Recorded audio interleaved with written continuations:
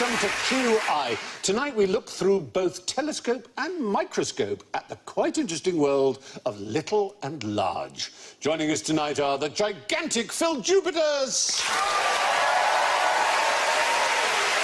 the massive Richard Osman, the titanic Lucy Porter, and, oh my gosh, he's so teeny-weeny I could squish him, Alan Davies.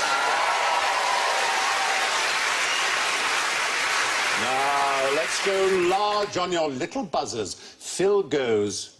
Hey, spend a little time with me. Big spender. Richard goes. Big John. Big John. Big Bad John. Lucy goes. Big girls don't cry. Big girls don't cry. And Alan goes. It was an Lovely. Now, during this L series of QI, we have a spend a penny joker.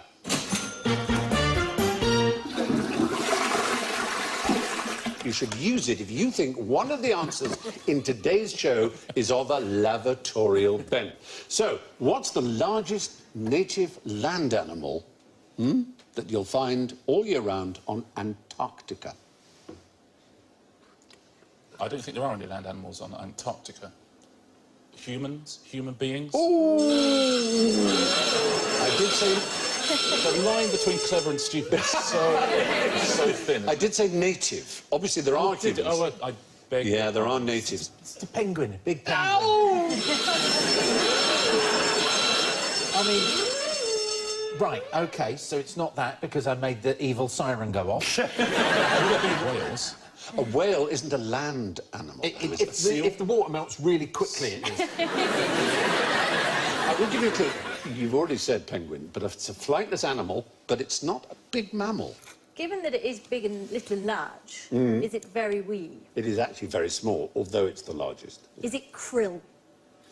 I just like saying krill. I like saying krill, too. Is it a mosquito or something? It's an insect. You're in the right direction. It's like a mosquito. Mosquitoes are like... If you go to Scotland, what do you get? A ladybird. Midge. It's a midge. It's a... a midge. Belgium, Antarctica. The Belgian, as you might say, midge. There it is. It's wingless, flightless. It's a midge. And the point is, it's native to Antarctica. There are all kinds of animals, like humans, like penguins, that spend a bit of their time in Antarctica. Penguins only 25% of the time. 75% of their time, they're at sea. They're not a land animal. Ah, but we're married to the sea. Penguins, we love the life. Away from our nagging wives with their beaks and their wings sitting on eggs. There they are. Oh, bless. What is it about them that is so endearing? They're delicious.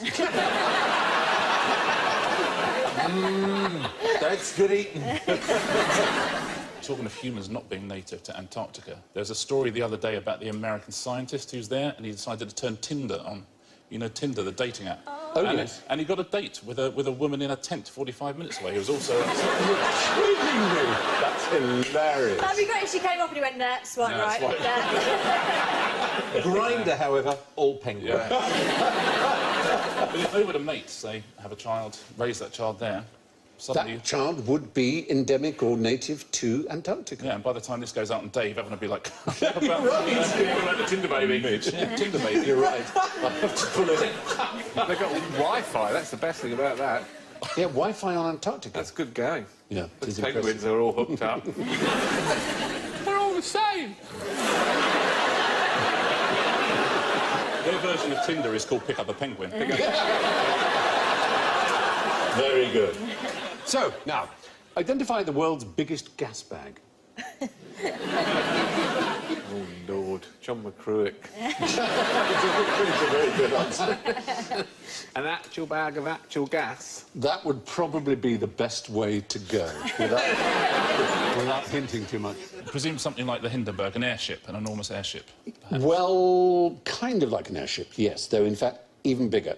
This is the biggest such device ever constructed Is by it the man. one that Bruce Dickinson from Is it Iron old? Maiden is involved with? How extraordinary you are. No. But I was very impressed that you should know of that. Now, I met him about 5 years ago. He said he was doing it, invested a huge amount of money, and it's about 200 feet, 300 feet long or something. It's absolutely enormous. There's pictures of it. It looks like an arse, the way it's That's built. it. It does. There it is, like an hangar. arse. But it's in a hangar that's so big it has its own climate. Yes. Has clouds and Yeah. all sorts of... Why, oh, why, oh, why?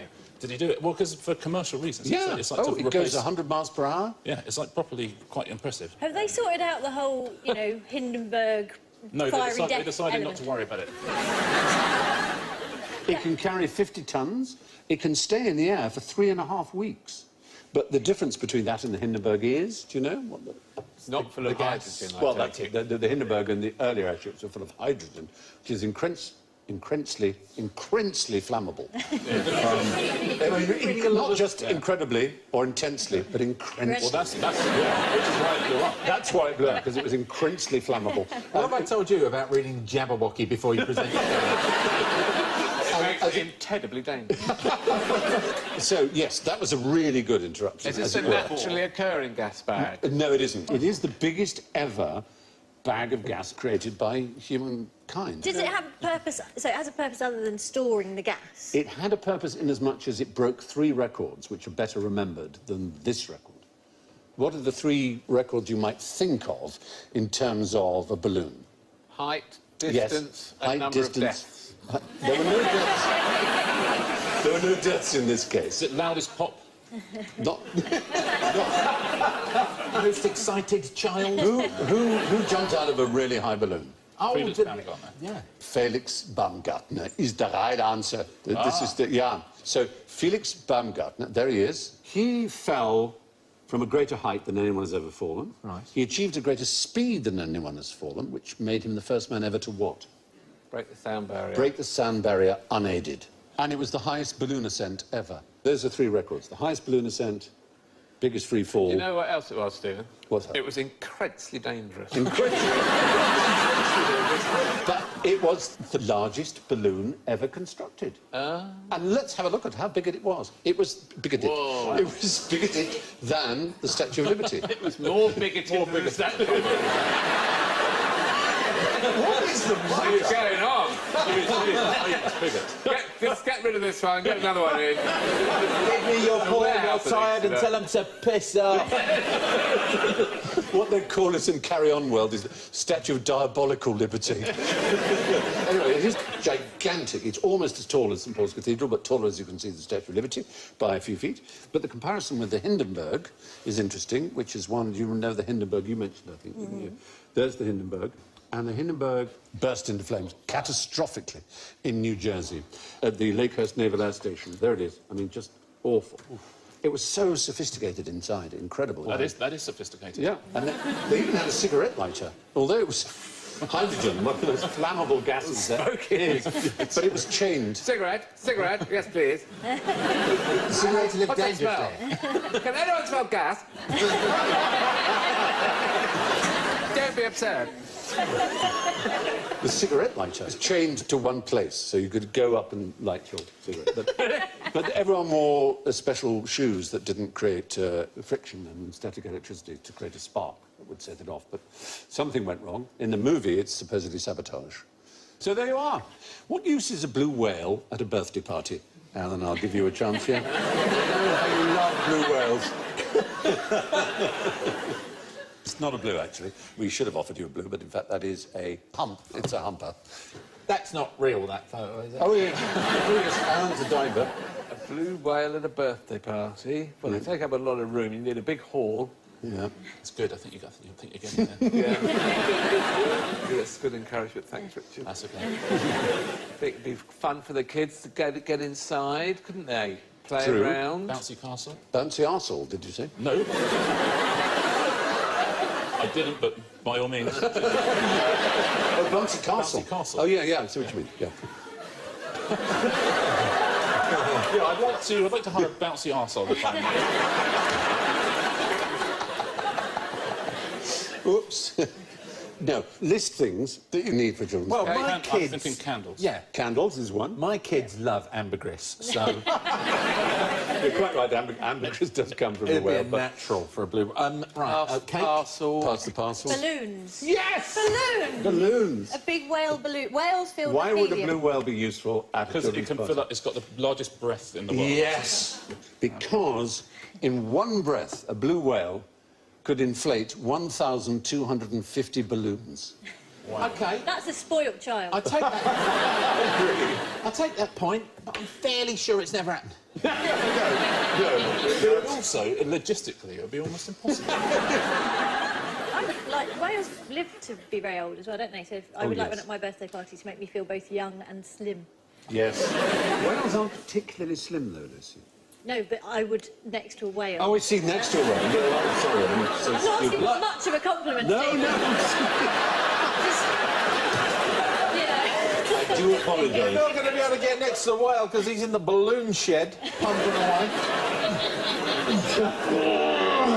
One. Two. Just going, those dolphins have it easy, don't they? I'm going to give you some bags now and ask you to blow these up. Now, you may say that's easy enough. Ah, time for the controversial autoerotic asphyxiation round. Oh, don't, that's so rude. There you are. Here we go. That's terrible. I'd just like a belt and a tangerine now. So you're blowing up.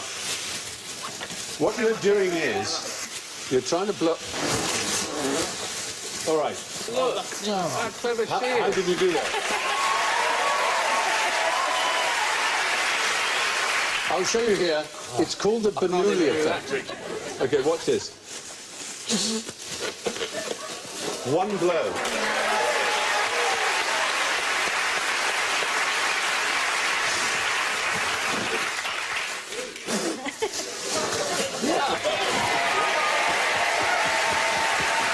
So there you are.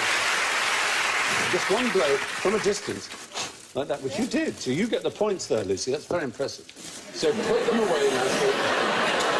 You can put them away now. But that's the Bernoulli effect, which is rather impressive, isn't it? You can try that at home, ladies and gentlemen, boys and girls. Go to the little cupboard under the sink, boys and girls, where Mummy keeps all those little bin liners. And her gin. Yeah, don't put them over your head, and just do that little effect. And then Mummy and Dad will be very impressed. Stephen, tell me to do it, Mummy! Now, who said the most beautiful girl or woman in the world would be a matter of indifference to me, but tall soldiers, they are my weakness? You did.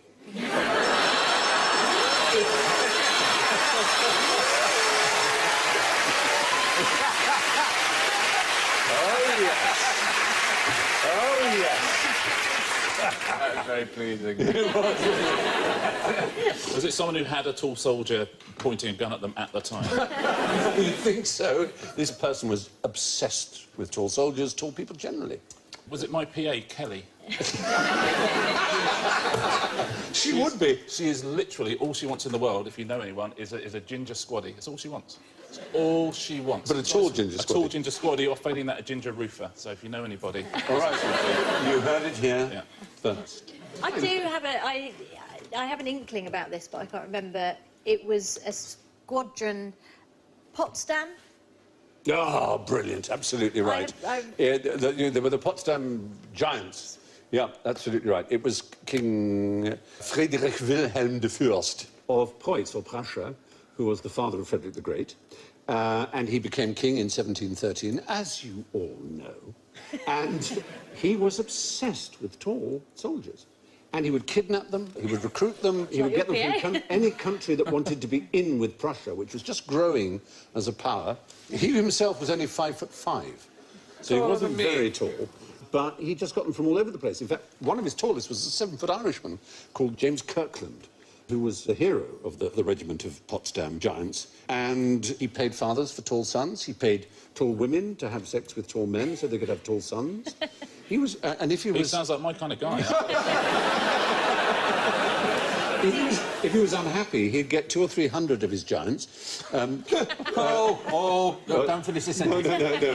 Preceded by tall turbaned Moors with cymbals and trumpets of the Grenadiers' mascot, an enormous bear, to march for him to cheer him up. And they'd do this through his bedroom if he was ill. A march for him. With a His bear bedroom- as How well. big was his bedroom? It must have been, well, enormous. He was an emperor. He wants big men and a bear marching to strict rhythm, which you can find Yes, in Old on- Compton Street most Fridays. I think he'd want them to do tall stuff. Like for each Yeah, high stuff shelves. off shelves or something. Yes, that's true, plucking. I mean, But what's you the know- point of having them just walking up and down? I don't know. He had his particular The thing. reason I've heard of this is because when I got together with my husband, someone made this reference because I'm 4'11", my husband is 6'5", which is like Justin. Is that yes? In the bedroom, it's like a ventriloquism act that's gone really serious. Horrible image, So you know. right. But Well, yes. well, Frederick would have loved it, obviously. Yeah. But, What does he make you do while he's drinking a pint of water? I bet it's not the alphabet. No. And almost 100 years, this regiment was part of the Prussian army. Is that because they live longer? No, I don't mean that each individual member. They did live longer. They get gradually shorter. It was a very... to be tall. Yes. King Frederick William of Prussia liked a tall soldier, but why was Sir Billy Butlin such a little devil? Oh, holiday camps. Butlin's Yes. holiday camps? Yeah. Minehead, Scarborough, Filey... But the, Skegness. Skegness. Yep. but the chalet's little. So, no, but Billy Butlin himself, Was he tiny? he was. And if you think about the age he is, you might be able to work this out. Second World War. No. First World The War. First World War, that's the generation he was. And in the First World War, they had something to make people fight, which was called... Bromide. No. It was a law. Oh, because Conscription, yes. Conscription. But one of the things that could get you out of being conscripted was that if you were... Tiny. If you were small. did he pretend to be bigger to? No, he, as it were, fell under a particular desperation that the British Army... Did they start a short army? Yes, Like the, they literally did. Lord Derby, the Earl of Derby, said, now, hang on, there are a whole load of short people, as it were, getting under the wire. And all these tall people are fighting and dying for us. We want more people to die for us. There simply aren't enough people dying. And all these short people are living. So we're going to have a short brigade. And they were known as the Bantams, the Bantam Brigade. And they were... I know. presumably quite good. You could play on the opposition's or the opposing army sense of perspective. Yeah. Some way, you're like, Those soldiers are really far away. they have edges. They They are have no little danger depths. to These were men under 5'3", and Billy Butlin was one of them. They became known as the Devils, in fact, the Devil's Dwarfs, because they were so... their reputation for brawling and mischief. They were very, very aggressive. Here they are being inspected by a splendid man in a moustache. And German shin injuries up 75%. Our legs are being shot away from us. We do not know why. Do you know they should have just put them on each other's shoulders in a long coat? the most famous of them was called Henry Thridgold, who was only 4'9", and he was believed to be the shortest soldier ever to have served in the British Army. There he is next to quite a tall Scottish soldier. But that's a short chap, but chirpy and cheerful and ready to lay down his life for our country. Tell you what, shake that's, hands with him. Hey, now. That's given my husband and I a whole new avenue for bedroom role play. You be Henry, and I'll be a Scots Guard. Well, there you are. So next time you go on a Butlin's holiday, you can say, well, thank you, Billy, for putting your life at risk, despite the fact that you weren't as tall as most soldiers. And he survived. He survived in order to create these holiday camps. Yeah. With tiny beds. With... Now, bearing in mind the Potsdam Giants and the Devil Dwarfs, what do you make of these? Alan? Oh, no. Yes, absolutely. Strap on your feet Phil, to make you could pass taller. those to Phil. Thank you. Alan, these are for you. I'm sort of guessing I'm not going to need any. You're not. Lucy, these are for you. Whoa! It's the Naomi Campbell moment coming on here, isn't it? So, actually, we're going to do a little experiment. There's an artist called Hans Hemmerich, and in 1997, he created a piece, an art project. I've seen this. Have you? It was called Level. That's right. And the idea was that he made these things so that everybody was 6.5 foot tall, essentially 2 meters, being a European. So you're 6'8"? I'm 6'7". 6'7". You're 5'11". I'm 6'4" and a bit. You are I'm 6 foot, but I've got creepers on, so I'm 6'1". 6'1" at the moment. And Dolly? 4'11". See, I now 4'11". can't see Lucy. Yeah, we can't actually see her at the moment. They are half my height, that's it. So rather than get you to wear these, we've actually given you blocks. So we're all going to stand up to show what this artwork revealed. What you have to do, Richard, is duck down to be the same size as Alan. All right. I have to go on tiptoes to be a couple of inches taller. And you have to stand on your block. Come on, Which one am I? This one? There it is. This one. Philip will help you up. And we're now all the same height. Oh. It's an artwork.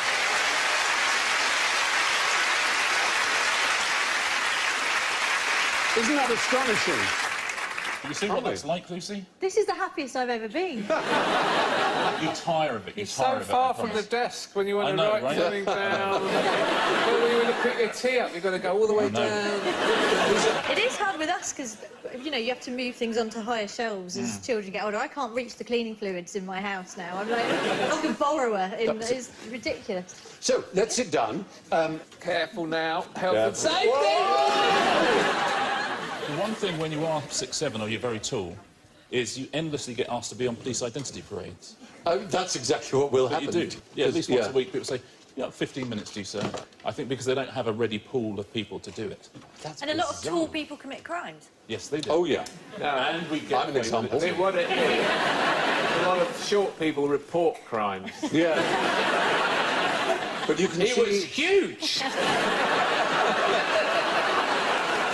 How tall? At least 6'6" or something. He was huge. The giant of a man he was.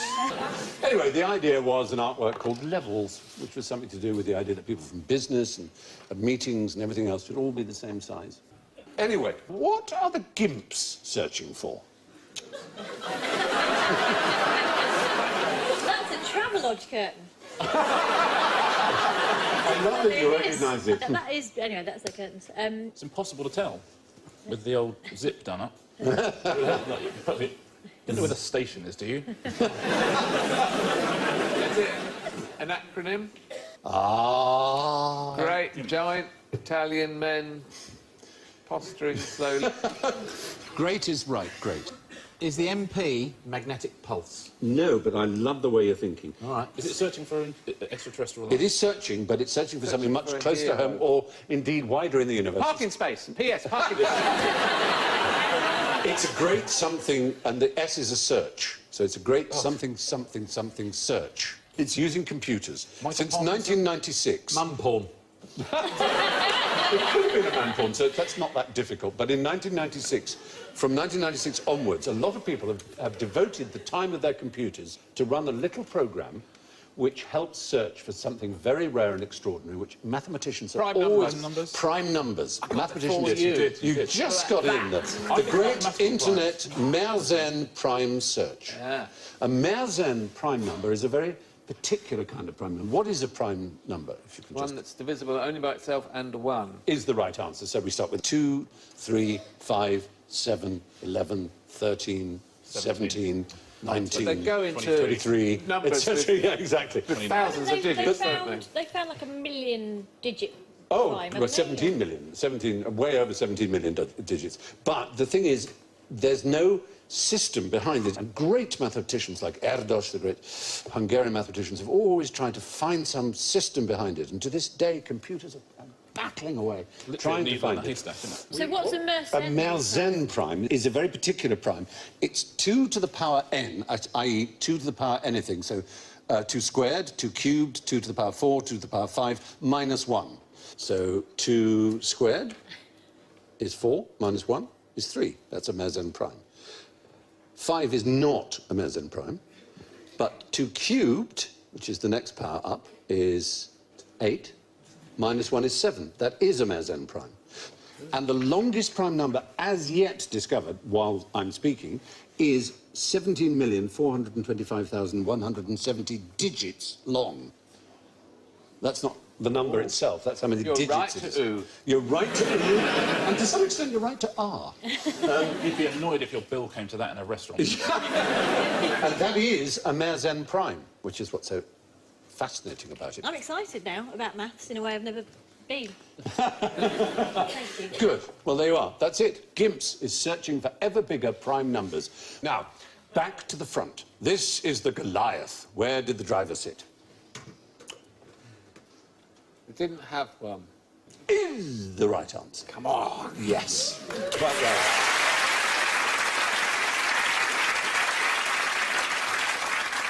If we zoom out, we can see that it is... What's his name? Butlin. Yeah. They are quite small tanks.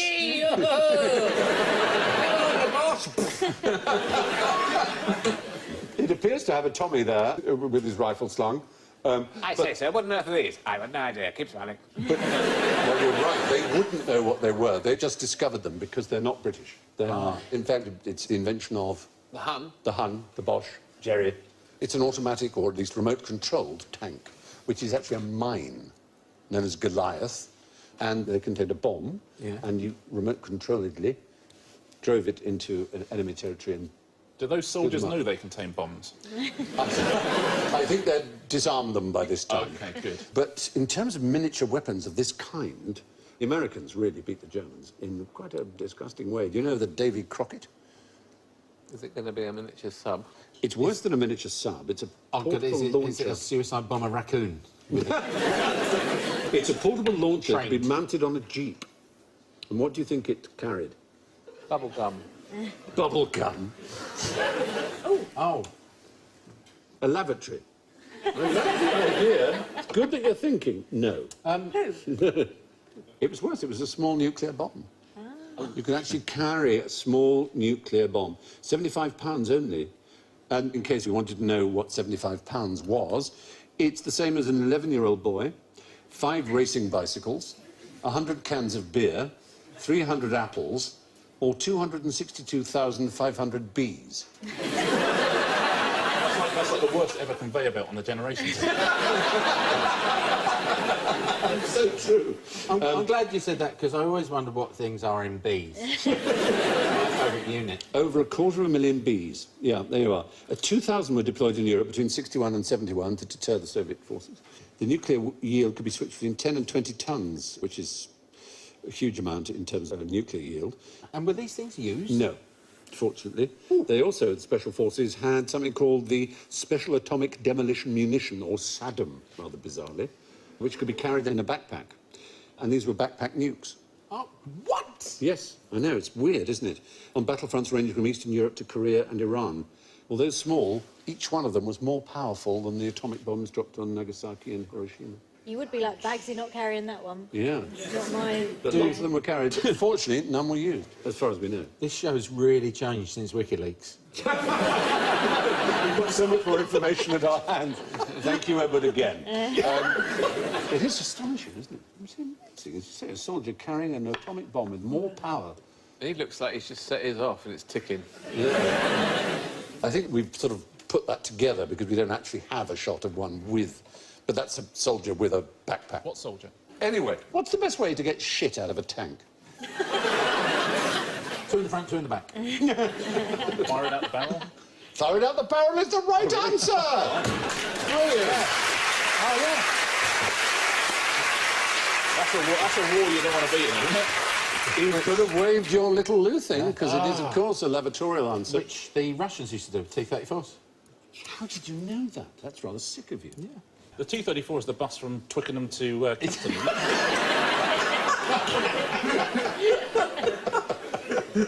you can sling your shit out of the side of it every time. It was a man called Alexander Georgievich Semenov of St. Petersburg, who was granted a patent for his method of bio-waste removal from isolated dwelling compartment of military facility and device for its implementation. I'll tell you what, let's just stick an eye on front of that. There's sort of a million of them.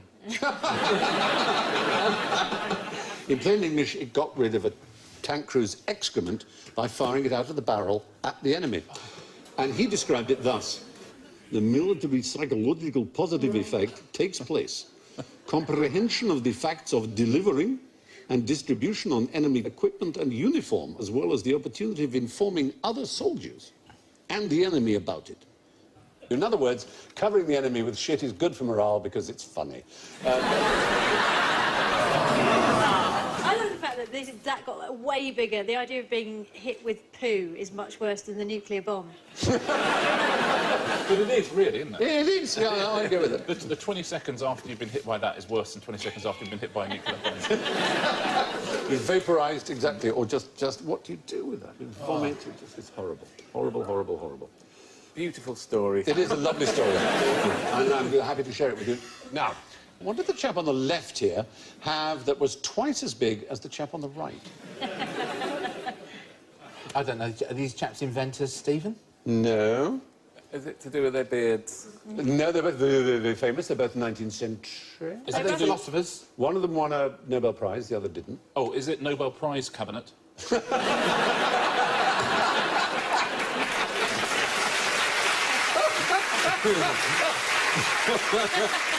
You are faster than the speed of light, and no, it's not that, but it could easily be. Definitely deserve points for that. The one on the right was hugely fashionable for a time. His name is Anatole France, and he won the Nobel Prize for Literature. The one on the left was a great literary figure, still much more highly regarded as a literary figure than the one on the right. Is it Twitter following? Neither of them, to their eternal shame, has a Twitter following. How do you win a Nobel Prize for Literature if you don't Twitter? It seems inconceivable, doesn't it? I know. The one on the left, his initials, though, are slightly to do with Twitter. His initials are IT. Is he Russian? Yes. So if it's I, it's got to be Igor. Ivan. It's the right answer. Month in the country. Turgenev? Fathers and sons, Ivan Turgenev is the right answer. So you have Ivan Turgenev and you have Anatole France. One had something that was double the size of the other. Is it right hand or left hand? No, but you're right to be physical. It's about their bodies. Maybe everyone's thinking it. They might as well get...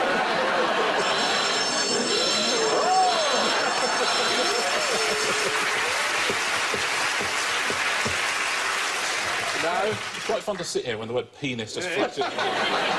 The number of times that's happened to him, I don't know. It's not. Brain. Brain is the right answer. You bring back a few points to yourself. Oh, come on, it must match up. Well, that's the thing. You can't lose more for saying cock than you get for saying brain. You know the Jackson. Yeah, Turgenev's brain is twice the size of Anatole France's, or was, and Anatole France won the Nobel Prize and Turgenev didn't. Not that that's anything to do with it, but it is quite surprising, because generally speaking, it's held that brain size is to do with intelligence, although there are manifold exceptions. But in the case of Turgenev and Anatole France, well, Turgenev's brain was 4 pounds 6 ounces, and France's was 2 pounds 4 ounces, almost exactly half. Can you feel the weight of your brain? Is that a thing? Yes, I If you've got a can. heavier brain, Yeah. is it... It's really upsetting.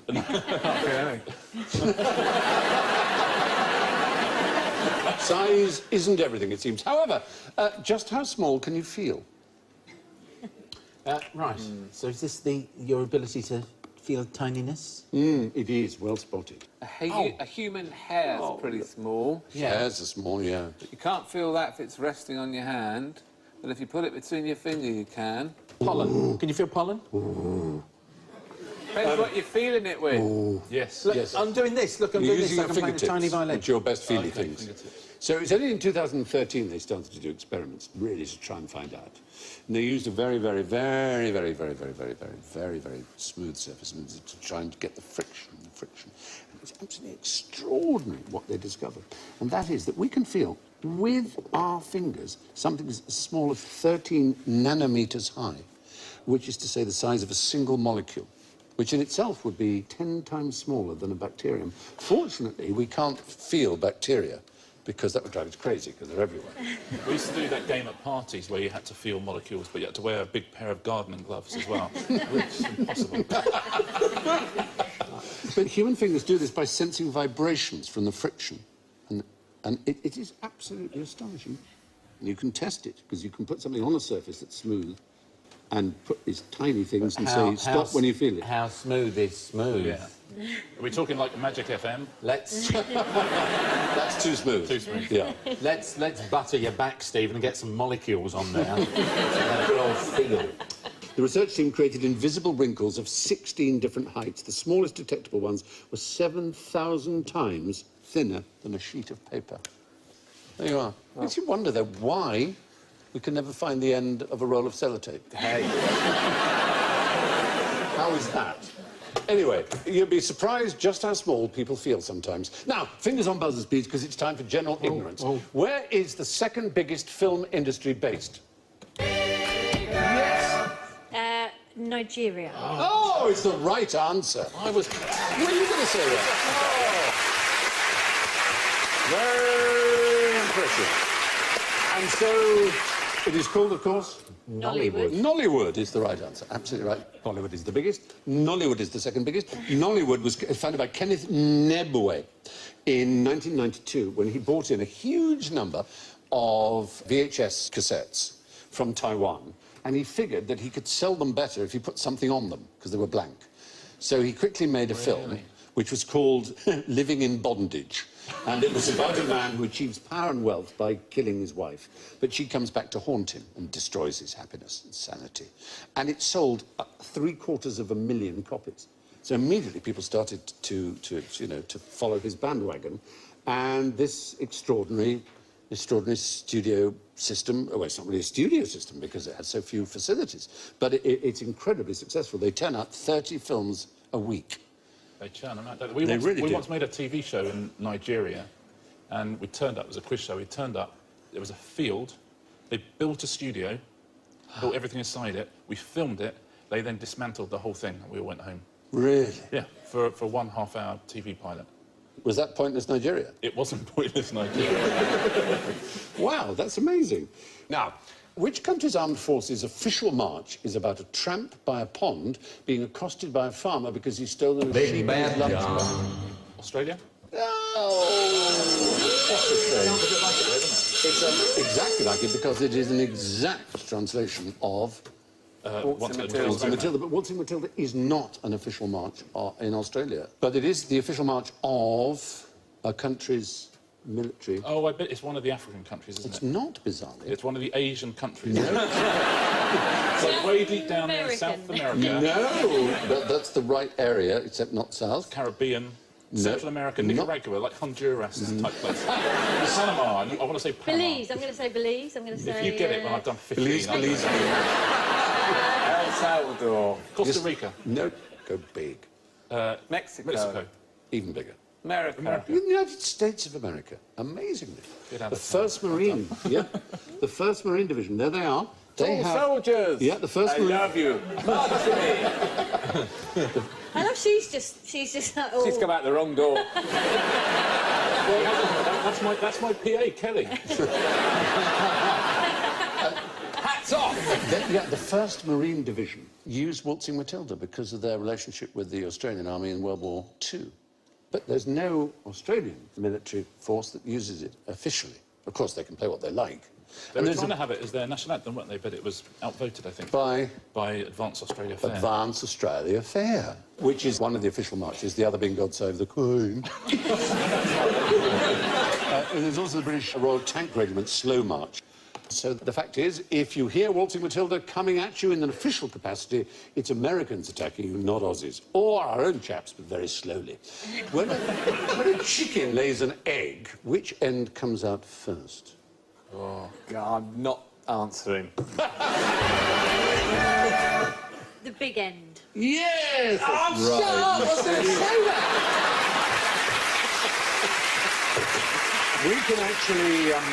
We've actually got a glove which sort of reproduces an oviduct, a little egg-laying tube. So you can try and... What happens is, in utero, the egg is little end down, and then it turns round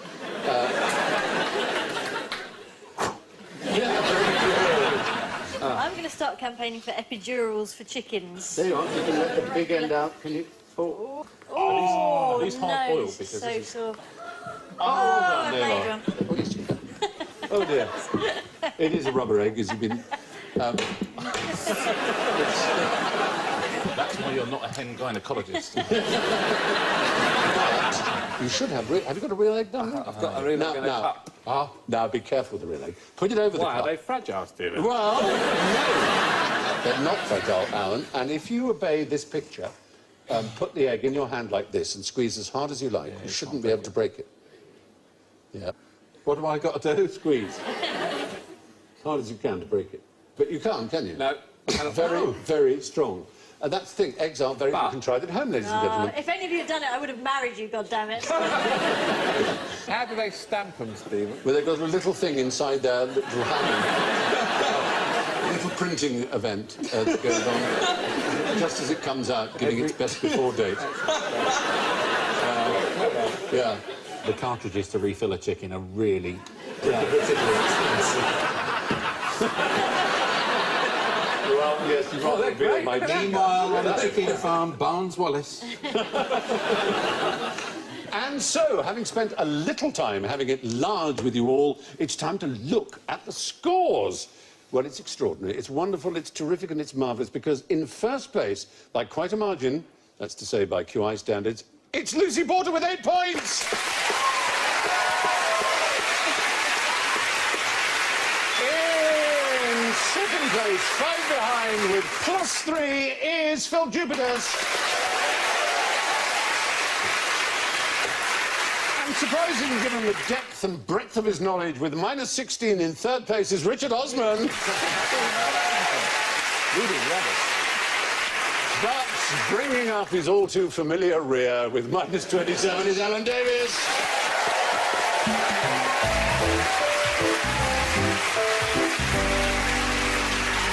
So it's thanks from Lucy, Phil, Richard, Alan and me, and I'll leave you with the last words of Nostradamus as he lay dying, probably making what was his only accurate and only unambiguous prediction.